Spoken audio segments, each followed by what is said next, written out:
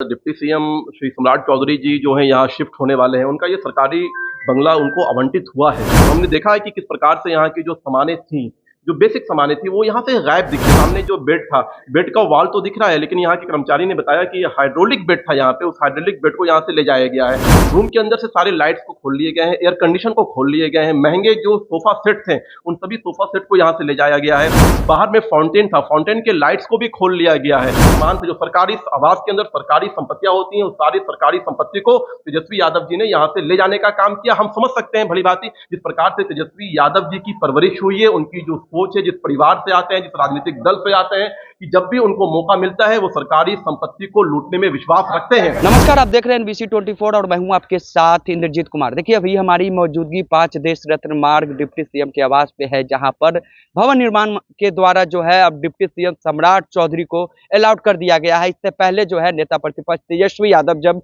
Deputy CM थे तो वो रह रहे थे। अब देखिए, जब डिप्टी सीएम सम्राट चौधरी को भवन निर्माण मंत्री के द्वारा यह जो आवास है वो अलाउड कर दिया गया है, तो प्रभारी जो है दानिश सिकवाल वो जब यहाँ निरीक्षण करने आए तो बहुत सारी जो त्रुटियां है वह उनको दिखी, और इसी को लेकर के जो है वो कई सारे जो पत्रकार है उन्हें बुलाया। उन्होंने कहा कि देखिए किस तरीके से जो है हाइड्रोलिक बेड जो है वो गायब है, साथ ही साथ कई सारे जो एसी है वो भी गायब है, साथ ही साथ जो बाथरूम है वो भी टूटी फूटी है। तो सात कुल मिलाकर कहा जाए तो 5 देश रत्न मार्ग में तेजस्वी यादव रह रहे थे, और जब वह यह आवास खाली किया है तो कई सारी जो सामान है वह चोरी होने की शिकायत जो है, जो बात है, वो दानिश सिकवाल कर रहे हैं। सबसे पहले हम सुनाते हैं कि क्या कुछ कह रहे हैं दानिश सिकवाल, सुनिए। देखिए, दुर्गा पूजा के शुभ अवसर पर डिप्टी सीएम श्री सम्राट चौधरी जी जो हैं यहाँ शिफ्ट होने वाले हैं, उनका ये सरकारी बंगला उनको आवंटित हुआ है। तो हम लोग यहाँ पे आए थे साफ सफाई और करवाने के लिए और यहाँ पे देखने के लिए। तो हमने देखा है कि किस प्रकार से यहाँ की जो सामानें थी, जो बेसिक सामानें थी, वो यहाँ से गायब दिख रही हैं। आप देखिए, सामने जो बेड था, बेड का वॉल तो दिख रहा है, लेकिन यहाँ के कर्मचारी ने बताया कि ये हाइड्रोलिक बेड था यहाँ पे, उस हाइड्रोलिक बेड को यहाँ से ले जाया गया है। रूम के अंदर से सारे लाइट्स को खोल लिए गए हैं, एयर कंडीशन को खोल लिए गए हैं, महंगे जो सोफा सेट थे, उन सभी सोफा सेट को यहाँ से ले जाया गया है। बाहर में फाउंटेन था, फाउंटेन के लाइट्स को भी खोल लिया गया है। बैडमिंटन कोर्ट बनाया गया था, बैडमिंटन कोर्ट के कारपेट को उखाड़ के ले जाया गया है। आप सामने देखिएगा कि यहाँ पे एक वॉश बेसिन था, यहाँ के कर्मचारियों ने बताया है, उस वॉश बेसिन को खोल लिया गया है। उसके जो टोटी होते हैं, जो हैंडल्स होते हैं जिससे पानी गिरता है, उस टोटी को भी यहाँ पे खोल लिया गया है। तो ये दर्शाता है कि जो इस मकान में पहले रह रहे थे, ये मकान तेजस्वी यादव जी को एज ए उप मुख्यमंत्री आवंटित हुआ था। उसके बाद से वो नेता प्रतिपक्ष थे तो लगातार इस मकान में रह रहे थे।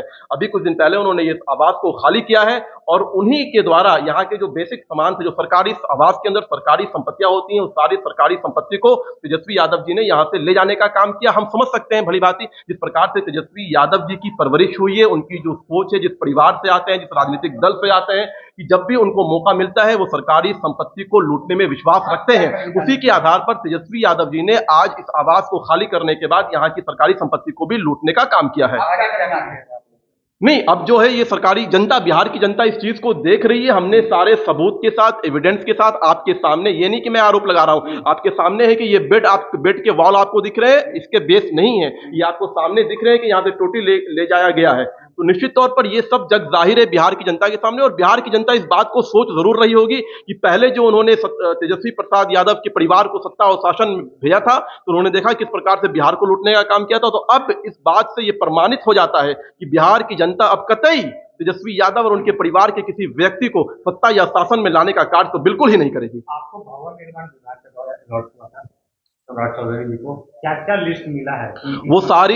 वो जो सारी सूची है, जो सारी लिस्ट है, वो आपको दे दी जाएगी भवन निर्माण के माध्यम से। आप मीडिया को बता दी जाएगी कि कौन सी चीज इनको दी गई है और कौन सी चीज जो है उसकी सूची बनी हुई है। लेकिन जब हम यहाँ पे आए हैं तो यहाँ के जो कर्मचारी हैं, जो यहाँ के जो लोग हैं, उन्होंने बताया है ये किस प्रकार से इस चीजों को, और साक्ष्य है, वो साफ दिख रहा है कि यहाँ के सामानों को उखाड़ करके यहाँ से ले जाने का काम किया गया है। तो अब मीडिया प्रभारी दानिश सिकवाल के पूरे बयान को सुना। साफ साफ कह रहे हैं कि जब डिप्टी सीएम तेजस्वी यादव थे तो उनको यह आवाज जो है अलाउट किया गया था, लेकिन अब डिप्टी सीएम सम्राट चौधरी उन्हें अलॉटमेंट किया गया है भवन निर्माण मंत्री के द्वारा। तो हम लोग यहाँ निरीक्षण करने आए थे तो कई सारी जो सामान है वह गायब थी। साथ ही साथ उन्होंने कहा है कि जिस तरीके से तेजस्वी यादव का जो परिवार है वो हमेशा लूटने का काम करता है, और उसी का जीता जागता सबूत जो है अब ये आवास में भी जो कई सारी जो सामान है वो गायब है। तो कुल मिलाकर कहे तो तेजस्वी यादव को लेकर के बहुत बड़ा बयान दानिश इकबाल ने दिया। तो फिलहाल इस खबरें इतना ही। खबरों के साथ बने रहें। अब तक हमारे चैनल को आपने सब्सक्राइब नहीं किया तो जल्द से जल्द कर ले। धन्यवाद।